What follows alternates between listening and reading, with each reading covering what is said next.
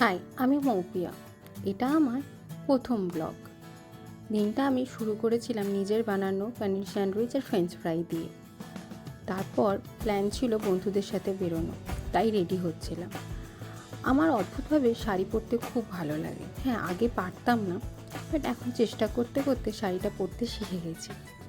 তাই রেডি হয়ে পড়ছিলাম বেরোনোর জন্য। আর এই গরমে হালকা শাড়ি পরতেই আমার বেশ ভালো লাগে, বেশ কমফোর্টেবল। তো সেজেগুজে তারপর আমাদের যাওয়ার কথা ছিল অরণ্য।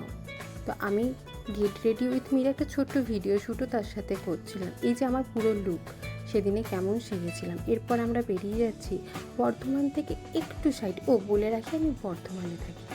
বর্ধমান থেকে জাস্ট আধ ঘন্টা দূরত্বে একটা অরণ্য বলে রিসর্ট আছে, সেখানেই আমরা বন্ধুরা মিলে প্ল্যান করেছিলাম সারাদিন থাকবো, খাবো, ঘুরবো বলে।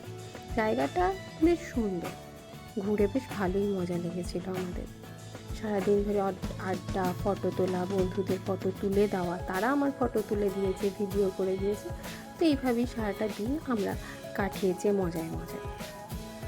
বেশ ওখানে একটা ছোট্ট মতো পার্ক আছে, তাই আমার দুই বন্ধু আমি দোলনাতে একটুখানি চেপেই পড়লাম। যতই বড় হই, মনটা তো সেই বাচ্চাদের জায়গাতেই আটকে থাকে, তাই না?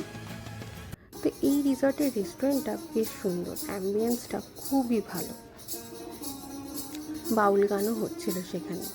গান শুনতে শুনতে আমার খুব চা খেতে মন করলো, তাই আমি চা অর্ডার করি আর ওরা কোল্ড ড্রিঙ্ক, যেহেতু গরম তো খুবই পড়েছে, সাথে ড্রামস অফ উইংস চিকেনের। সেদিন যেহেতু নববর্ষ ছিল, আমরা একটু মিষ্টিমুখ করতেও কিন্তু ছাড়িনি। এই করতে করতে ওখান থেকে বেশ ভালোই সময় কাটালাম এবং ওখান থেকে বেরিয়ে বর্ধমানের লোকাল একটা ক্যাফেতে গিয়ে খাওয়া দাওয়া করলাম।